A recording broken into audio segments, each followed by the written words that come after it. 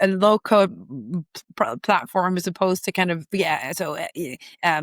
democratize programming for everyone. Everyone can make these things. And then now what we're seeing is actually that in practice when anyone, not, when personal trainers can learn Python and actually vibe code them their way to make stuff happen.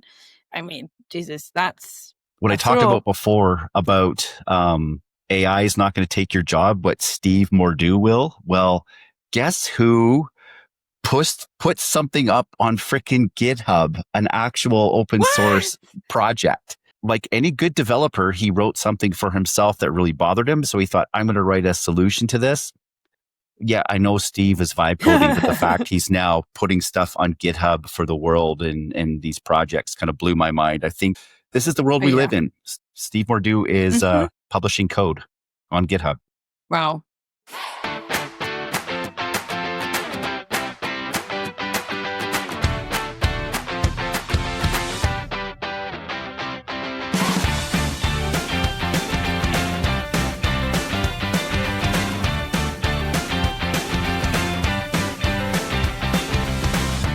Hello, everyone, and welcome to the Power Platform Boost podcast, your timely source of Power Platform news and updates with your hosts, Nick Dolman and Ulrike Ackerbeck. All right. Here we are for another episode of the Power Platform Boost podcast. We're still calling it that. We haven't discussed name changes yet. Oh, we've discussed it. We just haven't settled yet. But I think we're gonna, if I had to put money on it, I think we're gonna just end up being Boost Podcast. And then we can boost whatever we want. It's very transferable. Yeah. We can boost food and restaurants when we go traveling. We can boost AI and Copilot Studio news. Whoop, whoop. Represent, et cetera, et cetera. Exactly. Speaking of Community Boost. That could work too. It might depend on domain name availability as well as everything. So that means I have to look and book it before we release the episode because people might just go park it and charge us lots of money. Like the person who owns powerpages.com. Mm-hmm. Well, he's not, he's out of luck soon, but he doesn't know. But that's, how long do you think he's going to be named that? They change the name of this stuff every 2 years. It's overdue. Yeah, they're about due for a name change on everything across the board. So, yep. Who knows? Cool. So, how are you doing? Oh, I'm good. We have a second wave of, so this is weather talk. I say I'm good. And then it's always about the weather because I just, listening back to some of the episodes, I realize how dependent on the weather I am. And then everything about me clicks into place. Because, half of the year there's no sun here and I'm depressed from November until March, which makes sense because my mood is dependent on the weather. So, that's me. What's your week been like? So, it's been good. And speaking of the weather, like I went for a walk this morning before the sun came up and I come back, I'm drenched in sweat. Like I ran a mile, but I just went for a walk. So we have high temperatures, high humidity here. We need rain. Our lawns are getting pretty brown, but I mean, that's summer in Canada. That's not completely unusual. It's been good. I was in Colorado last week. So shout out to the folks that I saw there. Watched a strongman competition, met some of my heroes right up close. For anybody who knows strongman, that kind of, I don't know, community or whatever you want to call it. Saw like up close Brian Shaw, Eddie Hall, Nick Best, Tom Stoltman. Like some of these are huge names in strongman, and it was really, really cool. And my friend Andrea, who she does Business Central work, she powerlifted, so I was coaching her. She did really, really well, broke some records. So that was a lot of fun. Wow. And then, of course, saw Julie and David Yak, good friends of ours. I know, Julie, you don't listen to podcasts, and Dave, but hello anyway. And did the Dynamics user group in Denver on the Thursday. So met a lot of folks there and did a couple sessions. Of course, one on Power Pages, one on the Power Platform Plan Designer, and a lot of interesting talks and discussions there. A lot of interesting sessions as well. So pretty cool. And probably the best session, the opening session, the guy talked about, it was kind of billed as talk about the Copilot PCs and what you can do with your Copilot laptop. So he covered a little bit about this, but then went into a whole thing about how to set up your Windows desktop and laptop effectively, and got onto this little crazy rant to the point he said, I know you people think I'm crazy about removing the Microsoft Store icon from the taskbar. So to the point where he was showing videos of him removing the Microsoft or Windows Store icon from computers in Costco, for example. And then he's showing a video saying his brother-in-law had like a bit of a heart episode, but he's okay. But in the hospital, him removing the Microsoft Store icon from the computers where they're connected to everything. So it was funny. He goes on this little diatribe on this stuff, but a lot of great tips just on using Windows. Like, who would have thought? How to use the voice commands and things like this. So it really changed so I went into my computer and rearranged how I got my desktop and my icons set up, plus learned about a whole bunch of new features that I can use on my Copilot laptop. So that was pretty cool. Wow, you should write a blog post about it or create a video about it, because now I'm intrigued.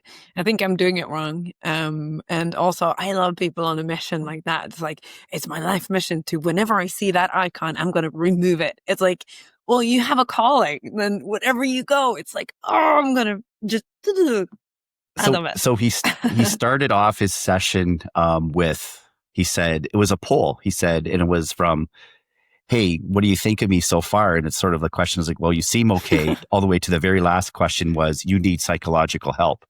And of course, when he opened up with this, everybody kind of pulled, yeah, you seem okay. It seems interesting. And then at the end of that little session, it was sort of like he said, well, we're kind of running short on time, but here's a typical response. And of course, you need psychological help was like huge. Fantastic. We should do that for the podcast as well, because as we rant on, people are going like, okay, they're batshit crazy. That makes a whole lot of sense. Oh man, so how can they titles. Rant about the same thing every second week? I'm like, well, yeah, get some help, people. Well, speaking of getting help, and this is my segue into everything, Ooh, probably a number one question that I'm getting asked at events, and you probably see this as well, is like, okay, Copilot Studio, how do we get ramped up? How do we start building agents? And you kind of go in. Microsoft Learn sometimes seems to be a little bit behind of all the new updates. It's constantly evolving. So this week, I'm looking at our list. We have a shit ton of resources on getting ramped up on Copilot Studio and building agents. So let's, are we ready to dive into that?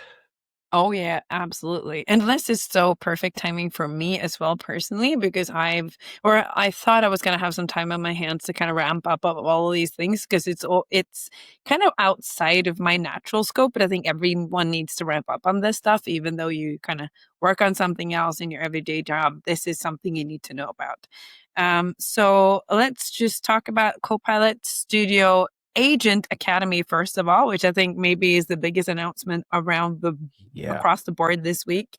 It was launched, was it Monday or no, last week? So that will be Wednesday last week. This is Wednesday, so a week ago when this is published. It's created by the advocacy team, and it's published on GitHub, and it's a new curriculum, complete kind of academy curriculum for ramping up on Copilot Studio. So have you gone through it yet? No, I haven't, but really? I'm definitely aware of it. Really? I was so sure, because you always beat me at these things, because actually I went through half of it. Whoop. And then we had an emergency at work, so I had to kind of dive into to save the day. But this is fantastic. And it's not just a click here, do this, do that. It's taking you through, it's a real curriculum. It takes you through the basics, the theory, everything you need to know. Of course, it's all AI written, right? But it's also, so it's full of emojis and kind of bullet lists, but also it's very to the point. And I found that reading through it didn't take a lot of time, and it gives you just what you need to understand what you're doing and why, and also the possibilities around, right? So it will say something like, this is the way we're configuring it here because this and that, but also realize you can do this, or this as well if you have this kind of scenario. So I find it's so good. And also, if you want to kind of get a walkthrough before you dive in, the partner community call last Thursday was the day after it was published. The advocacy team did a walkthrough. Scott Durow did a walkthrough of the first tier of this kind of curriculum. So there's 3 tiers. Did they call it tiers? Or missions, isn't it missions? Missions, maybe, yeah. So you do the first one first. Oh, Jesus. Can't this just... Oh, sorry. It's on my other screen. So you do the first one is recruit. So that's the one that's available now. Yep. I think they have operative, which is going to be the next one. Yeah. And the cool thing too is if you're one of these folks that like badges, you can win gain badges at this. Yeah, recruit, operative, and commander. Thank you. I got my computer back. So yeah, that's the one. So operative is around the corner, and I know they're working on the commander as well. And I don't think everyone gets a badge. Actually, I think it's the first 100 people to get through the recruit and take a picture and send it to them will get the badge, a creditly badge. I'm not sure why it's restricted to only the 100 first, or at least that's what Scott said in the walkthrough. But it's got to be it's got to be something special, right? Because it's like if you hand it out to everybody, like it's like participation medals, right? If you hand it out to everybody, it's not special. So it's got to be to that. Now, I'm guessing the top 100 will be taken by the time this episode drops. Maybe I'm pretty sure it actually would be, because I already on LinkedIn a few people popping up saying they've completed it. And then they encourage you to go in and star the repo, and it's almost 400 stars at this point. So I think that also is an indication of how many people walk through it. So yeah. Right. So that's one. Good work, team, on this. Yeah. Yeah, fantastic. And then, so another one, Daniel, and all the other ones. Sorry. Yeah, for sure. Because I was chatting with Eliza a little bit back and forth on it, and she was like, she was kind of taking a bit of breather, creating a lot of this content, and then I guess diving into the next realm of it. So that was pretty exciting. So the other cool thing that I saw was if you're more of just a passive learner, well, not even say passive learner, but want a very condensed kind of step-by-step tutorial, Reza Dorrani. Now, of course, we know Reza, he puts a YouTube video out every week. He's very to the point, very methodical. Here's how you do this step-by-step, very clear. Like you can just go through and follow along and pause, and it's amazing. And he did how to build an autonomous agent using Copilot Studio, a step-by-step tutorial. We have the link there. It's on YouTube. And it just, to me, it was like, yeah, this makes perfect sense. You can go through as a use case. It just talked about the different points. So if this is something completely new to you, that's a great place to start as well, in terms of, that getting up to speed on building autonomous agents in Copilot Studio. It's kind of interesting because the reason why, you're laughing at me for not doing the Copilot Studio Agent Academy, I actually was taking another online course that sits outside of the Microsoft realm it was like an AI agent boot camp from a company called Lonely Octopus. And it's interesting to see what the non-Microsoft people are doing with all of this. And there's some amazing tools and some other amazing connections. But at the end of the day, through these MCP servers and connectors, it all can tie together, and all these concepts sort of relate to each other. So from a certain aspect, now is a really, really cool time to be involved in this, because it's all new and we're all learning, but it is radically a whole new area of software solutions, whatever you want to call it. So yeah. And then there's still more. Yeah. There's still more, and I am a bit confused of who kind of came up with the name first, but Ana Inés Urrutia de Souza, she also has an Copilot Studio Academy course out. So, who's going to win the battle of, I think, going up against Microsoft, maybe a hard battle, Anna, maybe looking into a new name for your curriculum. But I think from what I can tell of the context around this, is this something that she created for maybe a workshop or a training that she kind of can offer as a trainer, but also she's giving it to people for free to follow along. So there's resources on Ana's website, and you can download it and follow its instructions and labs step by step to go through and learn about AI and Copilot Studio and the different things you can do there. And she's always so up to date on the latest features. So I have another thing from Ana later on the show notes as well.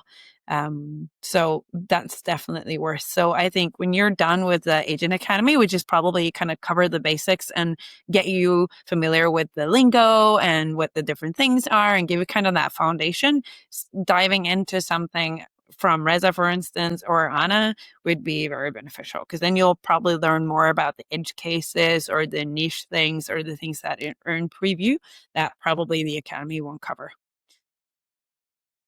Yep. Now you had something else here about you talk about learning journeys. And again, I think it's great to share your own learning journey. Here's what I learned and here's where I went to. So you have a post here, my Copilot Studio learning journey, 9 AI resources for Power Platform makers from Joel Moran. Do you want to chat about that? Yeah, no, it's just something I came across on LinkedIn, and I love when people do this. It's a collection of resources that Joel has come across for Copilot and agents and kind of things that he's dived into, videos and video series and other kind of, so the Power Up program, for instance, and he mentions a video, another video from Reza Dorrani introducing generative pages, for instance, and how Scott Durow's vibe code thing that we mentioned last time is in here. So it's just a collection of resources that Joel found interesting for Power Platform makers as they dive into Copilot Studio learning. So this is 9 AI resources for Power Platform makers. So yeah, definitely something to check out. We'll give you kind of a diverse introduction to the different things that are possible. In other news, do you want to continue the thing, or because I have a lot of things here? So should we just go top to bottom? Yeah, that probably works best because I think some of these are yours. I haven't checked out yet. So right, okay. So there's a video that I saw that just. This is one of the things where I think it's super exciting, but I have no idea what it kind of unlocks. But there is a video on LinkedIn by Scott Durow that introduced code capabilities with Python in prompts in Copilot Studio. And from just that little short video, it shows you how you can get it to update Dataverse for you by kind of reading and understanding data on a row and then on a record, and then updating another column on that same thing automatically without you doing anything. Or it can grab lots of data and put that into an Excel spreadsheet for you and kind of transform the data. And, it's a bit too dev heavy for me to understand, but from what I saw in the post, it was like, can this one day replace PowerFX functions? It's like, shit, if it can do that, it's pretty powerful. Well, I mean, so Python has sort of been the language of AI for a while now. And I think if it's kind of being more public, we did see bits of this at the MVP Summit. They talked a bit about Python a little bit, and Python is one of those, it's not a Microsoft specific language. It goes beyond. So quite interestingly, my daughter is really big into this video game called Stardew Valley. And she's big into Minecraft as well. But Stardew Valley, it's one of these kind of resource games as well, but you can extend it. And she actually went into AI, Copilot, whatever, and vibe coded some stuff which generated Python code for this game, which both my wife and I kind of looking at her like, oh, you're going to join the family business kind of thing, to which she kind of like, no, resist. No.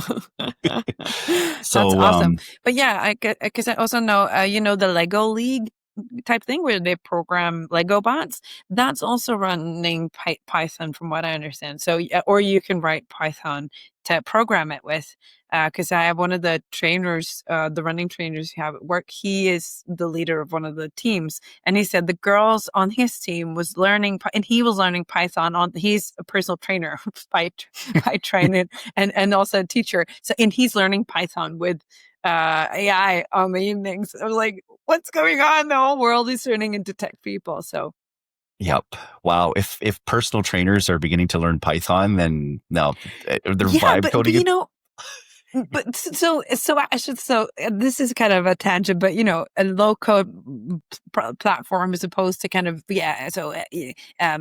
democratize programming for everyone. Everyone can make these things, and then now what we're seeing is actually that in practice when anyone, not when personal trainers can learn Python and actually vibe code them their way to make stuff happen. I mean, Jesus, that's Well, uh, so I know we were going from top to bottom, but this is a segue. So I think we go top mhm. to bottom unless we can find a good segue. Yep. So what I Let's talked roll. about before about AI is not going to take your job, but Steve Mordue will. Well, guess who put something up on frickin' GitHub, an actual open What? source project? Our good Uh-oh. friend Steve actually posted More something. It's a do. pack. It's called Pack Environment per Project. And it's a VS Code extension, like a VS Code extension. This is Steve that automatically switches the Power Platform CLI profiles when you switch between projects. Each project maintains its own Whoa. pinned. And he did like any good developer, he wrote something for himself that really bothered him. So he thought, I'm going to write a solution to this. And it's about, of course, if you've used the Pack CLI, you'd always deal with auth profiles. And then sometimes as you're jumping through different projects, like I do this all the time. I'm loading up Visual Studio Code. I'm like, oh, I got to switch projects, but I still have my other project open, whatever. And this will kind of help switch and manage that. I haven't installed it yet because I saw it yesterday. It was more of the shock of, yeah, I know Steve is vibe coding, but the fact he's now putting stuff on GitHub for the world and these projects kind of blew my mind. I think George Dubinsky commented as well, kind of like, whoa, what's happening here? So this is the world we Yeah. live in. Steve Mordue is publishing code on GitHub. Wow. That's fantastic. I mean, come on. What more do you need? And also, so if that's not enough, Steve writes the code, and then you have Carsten Groth coming in, being the world-leading consultant as he is, and also removing the obstacles from getting things into production. Because it's one thing to put Copilot Studio, autonomous agents together. You can put all the agents in the world, you can build them, but we still have a long way to go until it's mainstream to have all of these in production. And I know this from just our customers and the project that we're on. So many customers are very comfortable with AI and agents up until the point where we say we're going to go live with something. And suddenly there's a bit of a threshold. They're not really ready to go live. So Carsten Groth put a very good blog post together where he talks about just this setting, where you're in the customer's setting, you have a workshop, you have your agents, you have everything good to go, but then there's something that's holding them back. So what is it? And he calls it a red team that is putting on the task in the project. Okay, what is it that we can do here to make sure that feel like we have the security to go live with this, that we feel safe to go live with this. And so what they do is they put a list of different things you can do in order to battle test your agents. So trying to break the internet type of approach to this. And there's a very detailed list of things you could do, and they have it on a kind of a time. They put a time frame on it. So this is week 1, this is week 2. And then there's a comment at the bottom. So you tell me, if we had this red team 3 months ago, we could have been live, like right from kind of the CEO. And it's true. If you have this system in place, you have this red team in place that their job is to battle test and try to break and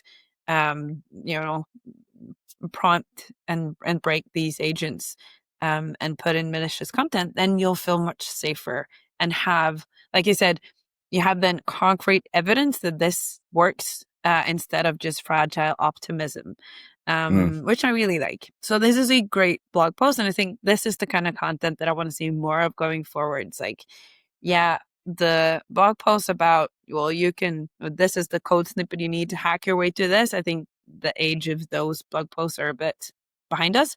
I think this is the kind of content we'll see more of in the future. Cool. Yeah, I saw that too, and I haven't really read through it, but Carsten always does amazing content and very timely and everything like that. Because I think I'm beginning to see, like a few months ago, yes, we're talking about Copilot agents, no one's really, from a customer standpoint, really there yet. Now we're beginning to see this is coming through, and potentially working with another potential project I'm going to be working with too. It's very Copilot Studio AI focused going forward. So exciting times for sure. And this is perfect stuff to make sure we have that confidence level. Yeah, absolutely. And then another kind of thing to be aware of. So this is maybe, going top to bottom. The Power Platform Classic Admin Center will be retired on September 4th. So it's one of those small little announcements that is good for you to be aware of. And you can find more information about it on the Power Platform Admin Center itself. Yeah. And I do want to point out, just not to freak anybody out. This is the Power Platform Admin Center. This is where you manage environments and go through settings and see your analytics, and you assign licenses and that stuff. That's different from the classic Solution Explorer and that old classic thing. That's not quite going away yet, because in a presentation I did in Denver, actually, I said, oh, by the way, everybody knows that the Power Platform Admin Center is going away. And one lady completely freaked out, but how are we going to map fields? And I'm going, no. That will be around for a while yet. Don't you worry, because it doesn't cover everything. So let's just sort of make sure everybody's clear. This is the admin center. So and it's basically, if it's green, you're good. If it's still blue, flip that little switch now, get used to it, because the blue's going away. Yep, definitely. So it's a change to be aware of.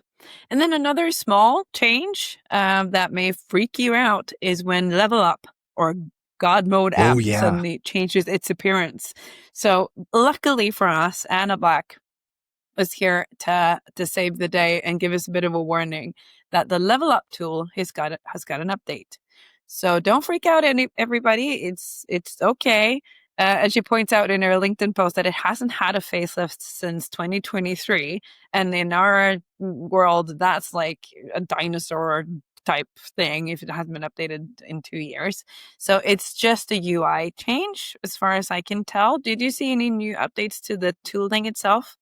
Yeah. So actually the developer of this, and I'm just trying to find my own LinkedIn link on this, Neeraj, who's super smart guy. I met him a couple years ago at MVP Summit, and we've had a few interactions in the past, and who basically is the person who built this tool, began to make some updates. And then I think he realized he did cause a bit of a kerfuffle with this and is trying desperately to fix it so it's better. So I have seen that, and I'll try to locate those posts that we can put in our show notes as well. So awesome, Anna, for like how she, this is what we do as a community. We kind of dive in and we help each other out. But I do know that Neeraj is still very much involved with putting the Level Up tool is, take XRM Toolbox out of the equation, Level Up is the next must-have tool. I think everybody has it pinned, or if you don't, check it out. Despite all these little hiccups, it's a game changer. Yeah. And so from what I can understand from Anna's post, this is just for, I almost said Bing, for Edge. And it's, so the old version will still be in Chrome. And then if you want to look at the new version, it's still in Edge. And there's a few little comments here and there about the impersonation mode not being fully baked, and a few little bugs here and there. So maybe it's a bit of a trying with the Edge users first to see how it kind of sticks, and then moving it to Chrome later. We'll see. Yep. We'll keep an eye on it for you. Yeah, for sure. Yeah. And so looking down so I said I was going to mention something else from Ana Inés Urrutia today. I practiced her name and listened to the LinkedIn thing. Did you know that? You can, I know, right? We love Ana as her best friend. So you can go in on LinkedIn and a lot of people uploaded them saying their name on LinkedIn, which is really helpful when you have people that you're not really sure about their names. I've practiced Anna's name and it rolls off the tongue. I love it. So it feels very good to say Anna's name. So that's why I keep saying it. Right. So the other thing that I wanted to highlight from Ana this week was how she talks about the document outputs from prompts. So when Scott was talking about the Python thing in the new code mode for prompts, Anna's talking about the output mode, because you can output as text, as JSON, and also as document, which is in preview. So this is where you're in Copilot Studio and you add a tool, and then tools, you can add prompts from prompt library, you can create your own, or you can choose from the existing ones, and then you create a new prompt, and then you can choose how it's going to be outputted. Now, if you choose document, you can upload a Word document, and then you can set, if you create your Word document correctly, it doesn't work with PDF yet, but only for Word, and you use the brackets, that you can then tie that to your prompt so that you can grab data from Dataverse, for instance, and then you can populate it in the right place in the document. And AI will do that mapping for you. You just have to make it very logical for it to understand where it goes. And this means that, so the scenario she's kind of creating was when someone creates a new item in a list in SharePoint, for instance, Power Automate triggers and on that event, and then it triggers that prompt, and AI goes in and fills in that document for you with those parameters and send it to you or someone in your company as an email. So that's kind of the scenario. And I love this. It's in preview, so you have to can't use it in production yet, but this has a lot of potential. And just imagine how much work, how many hours per day globally is spent filling in document templates with information. I mean, Jesus Christ. So this is one of those huge, for me at least, from where I'm sitting, time savers. This is massive. So very good. Thank you for bringing that to the surface, Anna. Yeah, I immediately I'm thinking of a scenario that I need something like this for. So this is very timely. That's awesome. Mm-hmm. Mm-hmm. Mm-hmm. Very cool. Yeah. Do you want to do the Power Pages stuff first before I go all out on typography? Oh yeah. Okay. Yeah. So before we do the font nerd alert, everybody, in a few minutes. So a couple things showed up in Power Pages. So we all know we can build single page applications in Power Pages. That's still in preview, but that's a thing we've talked about already before, and there's some good examples on Microsoft has provided. Plus, we talked about last week as well. Now, what Neeraj Nandwana, who's one of the PMs at Microsoft, and I worked with Neeraj before, super great guy. He came out with a post, and they're building these single page applications using GitHub Spark. So this is really cool because this provided me an opportunity to try GitHub Spark, which is another one of these AI code generation tools, but it's built within GitHub and Visual Studio. And I went in, kind of followed the sort of the tutorial they gave, and it was just sort of blew me away, the amazing things.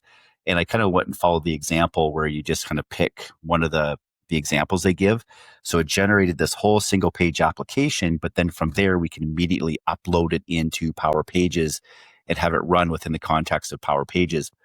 It was like, wow, it took me maybe like 20 minutes to kind of go through this, but in that 20 minutes, I learned so many new things about GitHub Spark, about single page applications and how it all worked. And of course, opened my mind to a whole bunch of new possibilities that we could do with Power Pages. So unfortunately, I had all big plans to continue to tie it into Dataverse, get the authentication going. And of course, I was traveling last week and everything. And just sort of, there's only so many hours in the day, but this is something I'm definitely going to circle back to because I just think this is sort of the way Power Pages is going to a certain extent.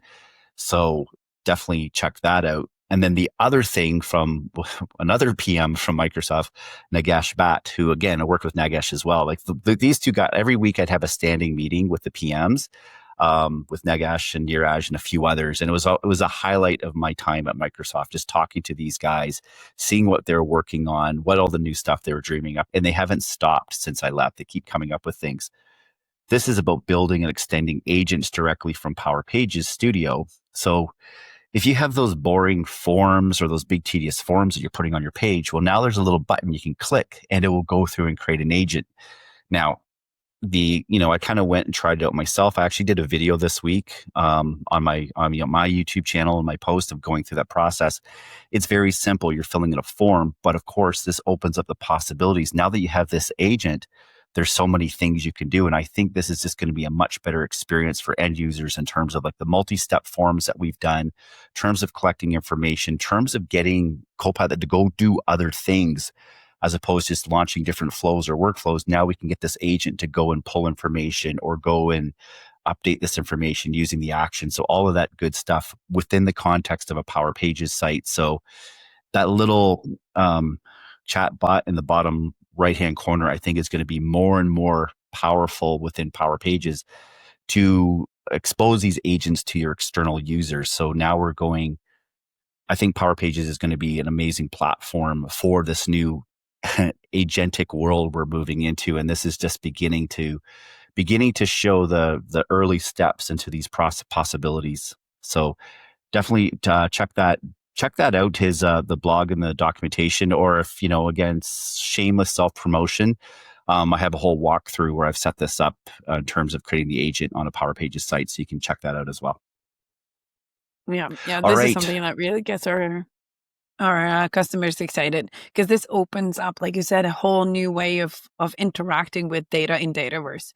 So imagine this is public, or you behind authentication even, and allows you to actually communicate with your data through an agent. So now I'm waiting for the opportunity to create a new kind of page on Power Pages, being the agent page, which will give you, or the chat page, which will give you the same experiences you're used to from Copilot Studio, Microsoft Copilot, or ChatGPT. So kind of being able to enhance on that experience, because like I said, it's still hidden away in the corner underneath that chatbot icon, which I, for one, at least associate with the PVA, the Power Agents, and we associate that with the stupid bot that we used to have. So I'm looking for a way to kind of improve on that association, to bring it out as a side panel at least, or have it actually take over your whole page to give you that chat experience. That's kind of next level, and what I'm looking forward to. Yeah, that's what I kind of expected, because when you convert your form into an agent within the Design Studio, it just says preview not available, which we've seen before. I kind of, and maybe I was over optimistic or maybe looking forward, but I thought on that page I would see that agent within the context of where the form used to be, but it just came up blank. So I actually, I kind of went back and forth with the product team directly, MVP privilege, to say, okay, where am I supposed to be seeing this agent? And he goes, oh, it's still in the chat bot. That's where you have to select it. And then you also have to have the site agent enabled as well currently, because they're trying to work through that. So you actually see both of those bots available. So you have to choose that new agent that you've created. So hopefully I think they're already said they're going to clean that up, make that a little bit more elegant. Like I said, it is preview. So, but it's a case of trying things out and seeing what works. But of course, you see the vision where they're going. So yeah, I agree with you. Like, I should be able to go to my site and immediately be greeted like at the door by this agent. How can I help you, Nick? That's our vision right there. Yeah, that's what I want to see. And we're going to get there, I'm sure. You just need to be able to edit and customize the experience for one. Right. So, and then moving on and segueing beautifully over to customizing the experience with typography. Ana, I love it. So whenever Anna's posting anything about typography, I know the Cat Schneider and I go, yeah, typography. Mm-hmm. Because we're just so fun nerds. But Ana Black put out on LinkedIn one of those document things that you can flip through, talking about typography and how incredibly important it is to the visual aesthetics of your site, but also navigating the content. So being consistent, and there's a few fundamental rules there that I love seeing her kind of highlighting, because I think it's something that I'm trained on, but I don't think a lot of people actually know about this. So as you flip through, suddenly there's a page where it says you read this first. And it's because it's the biggest and most central piece of text on the page. And then you read this second, it says, and yes, you're absolutely right. So you can actually guide the user's eye through a page using typography in these different visual keys or cues for the eyes and the brain to actually follow your site in a good way. So it's about information architecture and structure, which I absolutely love. So this speaks to my heart, and I really wanted to highlight it. Ana, well done, and keep the content coming. I love it. Yeah. So I know how excited you get on fonts. So if you, this is definitely your thing. I've seen you multiple times get all really excited on fonts. And I was actually watching an episode of Brooklyn Nine-Nine last night. I'm not sure if you're familiar with that show, but at one point, one of the characters, Amy, gives her, the chief, Captain Holt, a letter. And he said, "Oh, this is very well written, very well articulated, an excellent choice of font." So I just thought of you when he said that. So anyways. I love it. I have a cue in your head. So whenever you hear the word font, you think of me. I love it. I wish I knew all the other keywords in there. I bet there are multiple ones. Oh, fantastic. Oh, that's awesome. All right. So just a few little things before we round off, because I know that you have a huge chunk of AI written content here that you want to get through, which is your homework from last time. Yes. But other AI news, I just wanted to say, I saw Copilot Action is currently available to sign in Copilot Pro users worldwide, but not in the European Economic Area, EEA. But it is a way for you to connect your Copilot to your credentials and your credit card to actually now allow it to book things on your behalf. So the thing that we've been talking about has been kind of a pipe dream. It is really, really here. Not in the EU here, but in your the part of the world. I'm sure it's going to let up any day now. Yeah. So it's under the Copilot, the Microsoft Copilot experimental labs, you'll find Copilot actions. So you can now create your Copilot agent or your own, you kind of enable that and use that in your chat if you wanted to have it book things on your behalf. So for anyone who's waiting for that, it is around the corner. And then Cool. there's stuff to check out. So does that mean if I set this up, I might just expect a bunch of Amazon packages on my doorstep because my Copilot's decided I need certain things? Probably a lot of barbells and whistles and stuff. Things Oh you yeah, want. like Or maybe it's actually. well, like there's Yeah. this mouth guard. I bought a ton of stuff at this event last week, but that's whole. Anyways, That's a whole other podcast. That's a whole other podcast. Yeah. Right. So the rest of the floor is yours. Because we said last time that you were going to read up on the Reactor. What is Microsoft Reactor, Nick? So I asked this friend of mine his name is Copilot, or they're called Copilot. And really what it is, Microsoft Reactor, a global community initiated by Microsoft designed to support developers, startups, tech enthusiasts in learning, connecting, and building with cutting edge technologies, especially in areas like AI, cloud computing, and app development. So it goes through, I'm not going to go through all of this, but where the program offers learning opportunities. They host live and virtual events. So I know this is what we talked about there being reactors in Microsoft offices. There's workshops, training sessions, of course, community engagement. I mean, this is what we do all the time, where you can have the community hub, developers and entrepreneurs. They can network, join discussion forums, work in open source projects. There's startup support for startups. So if you have a startup, their Reactor provides some resources for that. And of course, accessibility. So yes, there's virtually and globally. So there are ways to access this virtually or on, in site, multiple language on-demand viewing. So there's a whole website around that. So basically, yes, I did my homework. I found out all about the Microsoft Reactor. So it's really cool. And I think it's something we've already sort of known about, but we just never really knew about the details, about the whole ins and outs around the Microsoft Reactor. So we'll have a link in the show notes so you can kind of check out my homework. Yep, definitely. Thank you so much for doing that homework. So that's it for today. We just wanted to round off with bit of an ask. So we're going to see if we can do some live podcasts this autumn. We're not going to give you more specific details, but we are going to a few conferences and I'm going to try to do a live boost podcast for you. And also it would be very fun to do a bingo chart. So we would want all of you to comment on the post where you see this, or send us a message on whatever platform you choose with words that you associate with the Boost podcast. And that can be anything from cat to rant to Hudson to I don't know what. There's so many things to choose from. But we would love it if fonts. that bingo. Yeah, out in a boat. So if we can have words on the bingo chart from all, and I know that Nick's wife has done this bingo chart already. So if you guys don't give us anything, Bridge is done with the bingo chart. So this is your way of kind of injecting words into the already existing bingo chart. But we will love it if we had words in there for you, and we'll create.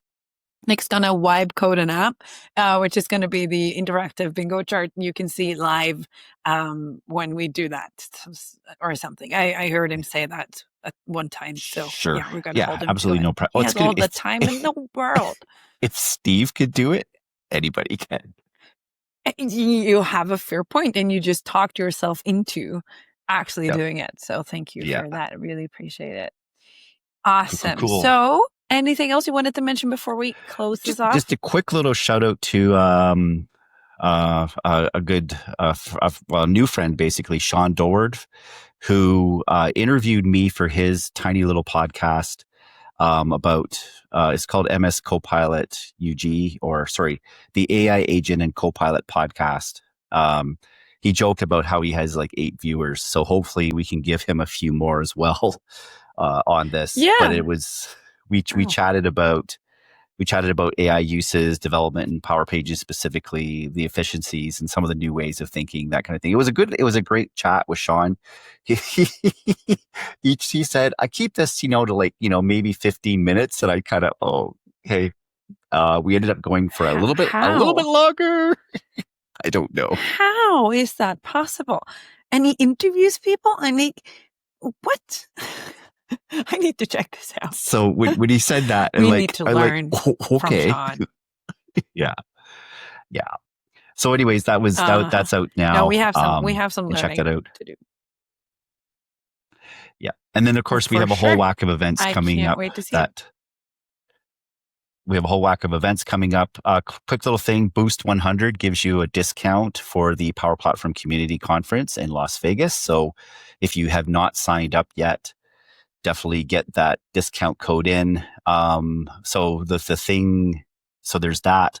And then the other thing, I am doing a session in my own hometown of Ottawa, but that got moved a week up because Microsoft AI Tour is coming to town, which was kind of exciting in its own self, but that also moved that community event, the Microsoft 365 Ottawa. It's now, I think, September 26th or 27th. But if you're planning on going to that on October 3rd, it won't be there. It'll be the AI Tour, which will also be very cool, but just be aware of that. So, and then there's a whole whack of other things: Nordic Summit, Expert Lives, Baltic Summit, Collab Days, a whole bunch of stuff. I'll be giving out ducks. See you there. You can see all the details in the show notes. Hope to see you there. Right. So next episode will be on, it says, so that's probably the wrong September 10th. One. Perfect. September 10th. How does that make you feel? Yeah, like it always makes me feel. I go, where did the year go? Where did the time go? Exactly. Right. Yeah. Have an awesome time, people, and we'll catch you next time. Bye-bye. All right. Bye. Thank you for listening. If you like this episode, please make sure you share it with your friends and colleagues in the community. And be sure to leave a rating or a review on your favorite streaming service. That makes it easier for others to find us. Follow us on social platforms and make sure you don't miss a single episode.